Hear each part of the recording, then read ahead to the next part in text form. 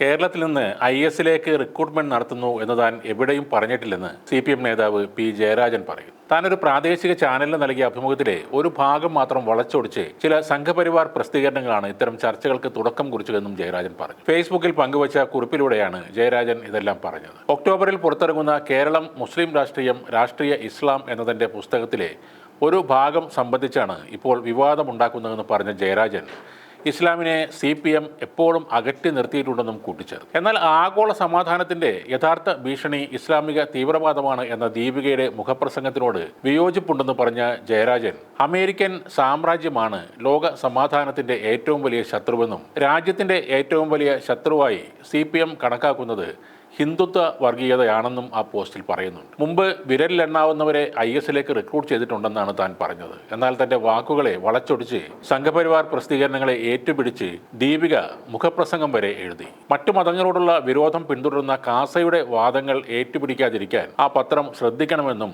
ജയരാജൻ പറയുന്നു. ജയരാജൻ തന്റെ ഫേസ്ബുക്ക് പോസ്റ്റിൽ പറയുന്ന ചില കാര്യങ്ങൾ ഇങ്ങനെയാണ്. ഹിന്ദുത്വ വർഗീയതയാണ് രാജ്യത്തിലെ ജനാധിപത്യ വ്യവസ്ഥയ്ക്ക് ഏറ്റവും അപകടകരം എന്നാണ് CPM കരുതുന്നത്. അതേസമയം ആ വർഗീയതയെ ശക്തമായി എതിർക്കുമ്പോൾ തന്നെ ന്യൂനപക്ഷ വർഗീയ നീക്കങ്ങളെയും പാർട്ടി ശക്തമായി എതിർത്തു പോന്നിട്ടുണ്ട്. ഉദാഹരണത്തിന് തുർക്കിയിലെ ഹഗിയ സോഫിയയിലെ ദേവാലയം മുസ്ലിം പള്ളിയായി പരിവർത്തിച്ചപ്പോൾ അതിനെ അനുകൂലിച്ച് നിലപാട് സ്വീകരിച്ച മുസ്ലിം ലീഗിനെ ശക്തമായി എതിർത്തവരാണ് CPIM. ലോക പോലീസ് ചമഞ്ഞ് യുദ്ധങ്ങളും സംഘർഷങ്ങളും സൃഷ്ടിക്കുന്ന അമേരിക്കൻ സാമ്രാജ്യത്വമാണ് ലോക സമാധാനത്തിന്റെ ഏറ്റവും വലിയ ശത്രു. 80-ലധികം രാജ്യങ്ങളിൽ 750 അമേരിക്കൻ സൈനിക താവളങ്ങൾ ഇന്ന് അമേരിക്കയ്ക്കുണ്ട്. റഷ്യ-ഉക്രൈൻ യുദ്ധം നീണ്ടുപോകുന്നത് ഉക്രൈന് അമേരിക്ക നൽകുന്ന സാമ്പത്തിക യുദ്ധ ഉപകരണ സഹായത്താലാണ്. ലോകത്തെ മൊത്തം സൈനിക ചെലവിന്റെ 40% നിർവഹിക്കുന്നത് അമേരിക്കയാണ്. ഗാസയിൽ ഇസ്രായേൽ നടത്തുന്ന കൂട്ടക്കൊലയ്ക്ക് പിന്തുണ നൽകുന്നതും അമേരിക്ക തന്നെയാണ്.